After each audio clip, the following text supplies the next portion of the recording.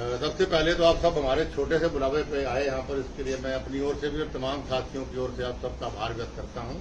और आपके लिए नया हूँ, सबके लिए, पर राजनीति के लिए नया नहीं हूँ, राजस्थान के लिए नया नहीं हूँ। और जैसा कि राजनीति की मैंने बात कही तो मैं 6 चुनाव जीत चुका हूँ, 2 लोकसभा 4 विधानसभा। और राजस्थान के लिए नया इसलिए नहीं हूँ कि मेरे पिताजी भी 2 बार यहाँ के प्रभारी रहे, तो उनके साथ भी मुझे काम करने का मौका मिला। और उसके अलावा भी पिछले काफी सालों से लगातार मेरा आना जाना राजस्थान में रहता है, तो राजस्थान मेरे लिए नया नहीं है। आज की पत्रकार वार्ता का मकसद हमारा ये था कि लोगों की भावनाओं के अनुरूप कुछ बातें मेरे जहन में थी, वो बातें आपसे शेयर करना चाहता हूँ।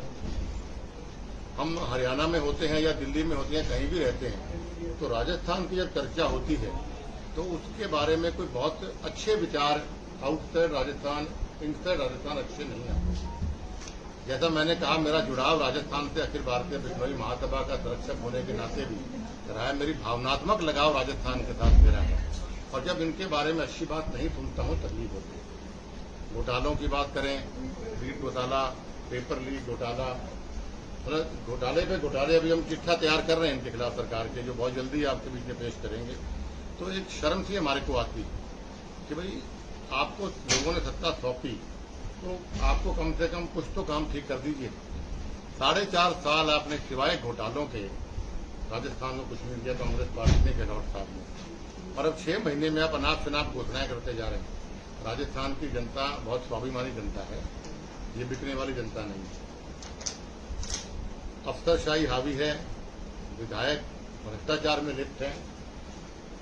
इतना भ्रष्टाचार करते, इतना दबाव कई अफसरों, हमारे विष्णु दत्त ही बनाया बिश्नोई पे, जिसको इसकी हत्या भी की गई। मैंने जब विरोध किया, हमारे समाज ने विरोध किया, तो सीबीआई इंक्वायरी की। तो ये एक के बाद एक, जैसा मैं आपको बता रहा था कि हम चिट्ठा पट्टा तैयार कर रहे हैं कि 10 लाख से 4.5 साल में 10 लाख अपराध के केस रजिस्टर हुए, highest in India. Crime rate against women highest in India. कभी सुना था राजस्थान में महिलाओं के साथ ऐसे गैंग रेप हो रहे, रेप हो रहे? ये एक नई प्रथा, क्योंकि मैंने कहा अपराधियों को या तो शय मिलती है या उनको डर सरकार से नहीं, तभी अपराध करना बढ़ता है। दलितों पर अत्याचार हुआ, सांप्रदायिक जो दंगे हैं वो जगह जगह बढ़ रहे। इस प्रकार की बहुत लंबी बातें हैं, तो इन चीजों को लेकर हम लोगों के बीच में जाएंगे। लोगों की भावना भी यही है कि सत्ता परिवर्तन होना चाहिए, क्योंकि माननीय नरेंद्र मोदी जी के प्रति लोगों की आस्था बहुत जबरदस्त है, विश्वास बहुत जबरदस्त है।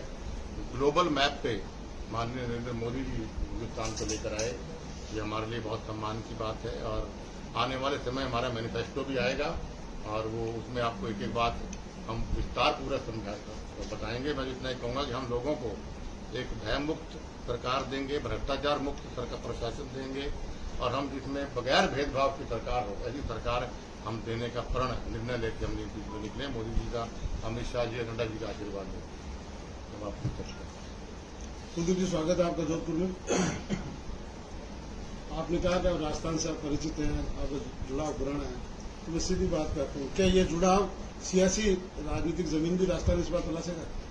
कौन सा जुड़ाव? आपका? बिल्कुल। मैं देखो, मेरा जुड़ाव भावनात्मक है। राजनीतिक रूप से मैं हरियाणा में राजनीति करूंगा, लेकिन भावनात्मक रूप से, और जो मेरे से बन पाएगा सरकार बनने के बाद, वो इस प्रदेश की जनता को मैं देने का प्रयास करूंगा।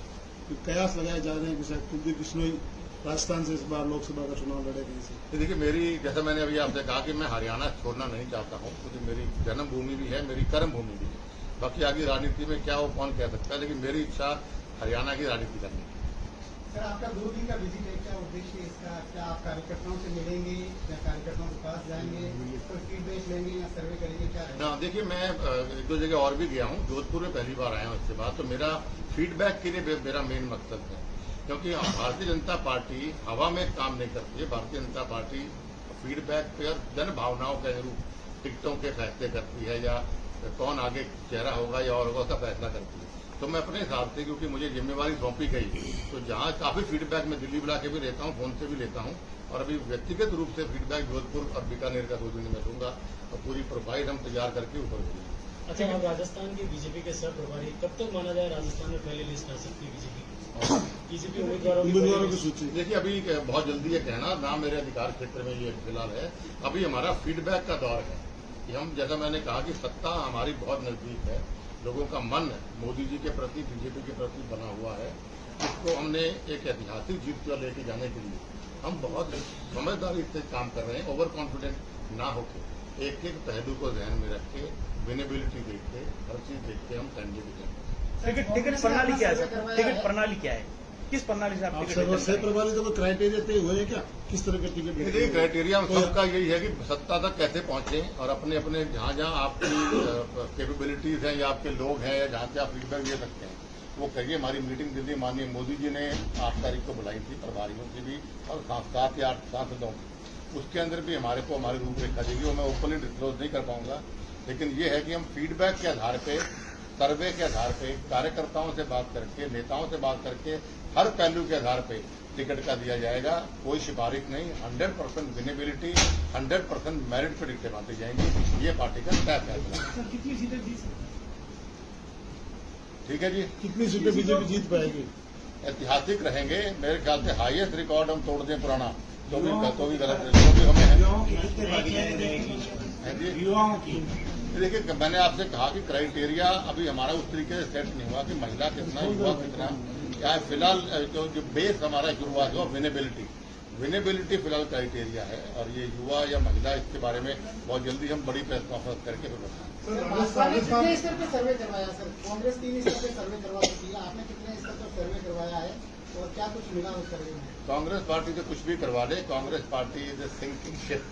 उनके ऊपर से नीचे तक नेताएं सारे सिंकिंग शिप हैं और ना उनके पास नीति है ना नेता है। जैसे मैंने अभी आपसे कहा कि भ्रष्टाचार में लिप्त सरकार है। 4.5 साल आपने युवाओं से शोषण किया, 4.5 साल आपने किसानों से शोषण किया, 4.5 साल आपने महिलाओं से शोषण हुआ। इस सरकार को बाहर कर रहे हैं, वो करेंगे, और सर्वे हमारा यही है कि जनता जो कहेगी हम। अच्छा सर, जिस तरीके से अलवर में मॉब लिंचिंग हुई है, जिसमें सरकारी कर्मचारी भी इन्वॉल्व हुए हैं, इसको लेकर हरियाणा नूह में भी घटनाएं हुई मैंने है, अभी आपसे ये कहा, कम्युनल बहुत डिटेल में ना जाके मैंने आपको ब्रॉडली सारी बात बता दी। कम्युनल राइट भी पड़े हैं और अफसरों की, जैसे सरकारी दफ्तर में आपको सोना मिला है, रुपए मिले हैं। मुख्यमंत्री शिक्षक दिवस में मुख्यमंत्री के सामने ये हमारे जो शिक्षा के हमारे जो टीचर प्रोफेसर हैं वो कह रहे हैं कि पैसे देके तबादले किए जाते हैं। इससे बड़ी शर्म की बात सरकार की नहीं हो सकती। हर तरफ भय भ्रष्टाचार का माहौल है और इसको हम दूर करके एक अच्छी स्वच्छ सरकार। नूह की घटना को लेकर हरियाणा सरकार पर लगातार वार किए जा रहे हैं। आप हरियाणा से बोलिए, नूह में जो कुछ हुआ हरियाणा सरकार निशाने पे है।